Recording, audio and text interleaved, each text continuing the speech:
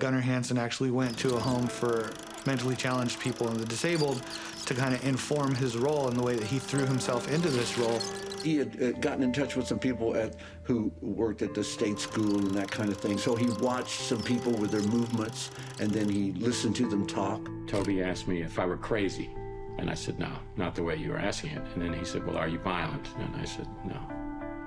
Then he said, well, can you do the part? And I said, oh, sure. He knew he wanted me for the movie when I came for the interview because I filled the door. I was the biggest actor who tried out for the part. So much for talent. For somebody wearing a mask, he was pretty damn impressively dominating. So I thought it wasn't just his size, he had some way of handling himself. I was so impressed that an actor could scare the shit out of me without speaking or using his face. I was so impressed that you could do that, and sure enough, years later, I'm trying to do the exact same thing. He was a very thoughtful and very feeling person, and 180 degrees opposite of the character. That tells me that somebody who's sympathetic, empathetic, and open to the awfulness of humanity, being such a pleasant person himself, I mean, that takes something that I think most people don't have in them. No one in America can pick up a chainsaw now without thinking of Leatherface and the Texas Chainsaw Massacre.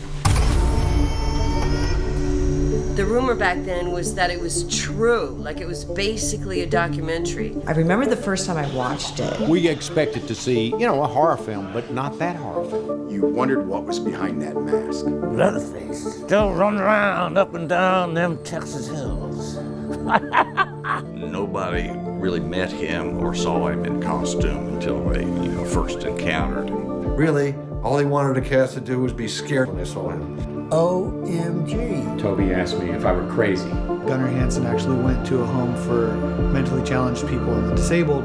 It wasn't just a simple thing for him of just throwing on a mask and running around going, "Rrr." And he pretty much came up with most of what he did on his own. You get an idea, this is kind of what we want to see, but it requires the actor to bring it to life and give it its quality.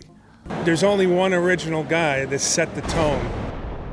The one that got me back into movies was called Hollywood Chainsaw Strippers? I think it was Texas Chainsaw Hookers. Hollywood Chainsaw Hookers. That's what Leatherface looks like? I mean, a lot of the roles he got traded in on his notoriety as Leatherface. Gunnar Hansen with a chainsaw cutting a mosquito. I'm in. As soon as they see that the original Leatherface is in it, they immediately pay attention to it. Most of the films I've worked on have been with people who they really are passionate about doing their movie. They haven't learned yet to lie to you. Tony Timpone, who was the editor of Fangoria magazine at the time, kind of convinced Gunnar that he should be, going to cons and signing autographs. And he was kind of a little reluctant at first. He interacted very well with his fans and with people.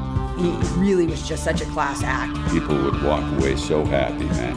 It just meant Leatherface, he was such a great guy. As an entertainer, that's all you ever hope to do, is be remembered.